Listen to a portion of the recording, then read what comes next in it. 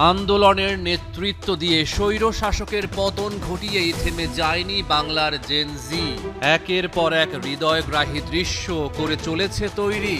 তারুণ্যের আন্দোলন তাদের আদর্শ বাস্তবায়নে দিয়েছে প্রতিশ্রুতি। বাংলা বসন্তের হবে না কখনো ইতি, ক্রীড়াঙ্গনেও হবে শৃঙ্খল মুক্তি, ঘুচে যাবে অনিয়ম আর দুর্নীতি।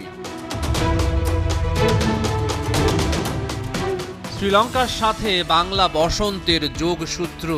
2 বছর আগে সরকার পতনের আন্দোলনে লঙ্কানরা ভুলে গিয়েছিল ধর্মীয় বিভেদ। দুঃশাসন পেছনে ফেলে শ্রীলঙ্কা এখন এক এবং ঐক্যবদ্ধ দেশ। বাংলাদেশ ক্রিকেট দল পাকিস্তানে 21 আগস্ট মেন ইন গ্রিনদের বিপক্ষে সাদা পোশাকের লড়াইয়ে নামবে।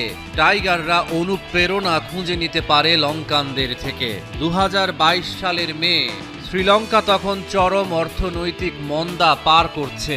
মাঠের ক্রিকেটে বাংলাদেশের মুখোমুখি হয়েছিল এমন সময়ে। লঙ্কান ক্রিকেটাররা এক হয়েছিল দেশের মানুষের মুখে হাসি ফোটাতে। বাংলাদেশের মাটিতে 2 ম্যাচের ওই টেস্ট সিরিজ 1-0 ব্যবধানে জিতেছিল শ্রীলঙ্কা। সিরিজ জয়ের পর উচ্ছ্বসিত লঙ্কান ক্রিকেটাররা। নিরোশান ডিকভেলার কণ্ঠে ঝরেছিল আনন্দ বার্তা।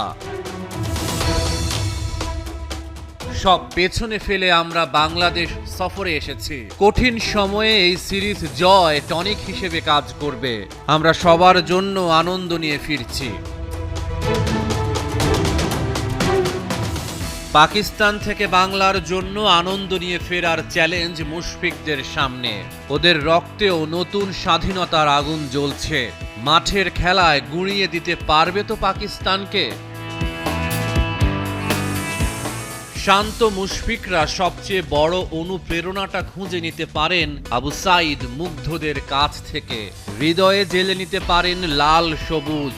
দুঃশাসন পেরিয়ে বাংলাদেশ আজ নতুন ভোরে।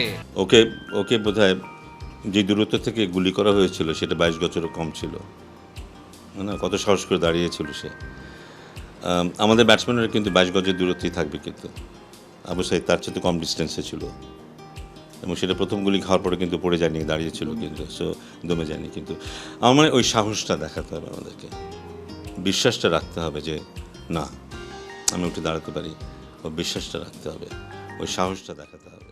পাকিস্তানে ঐতিহাসিক অর্জনের গল্প লিখে টাইগাররা সাইদ মুগ্ধদের প্রতি সম্মান জানাতে পারে।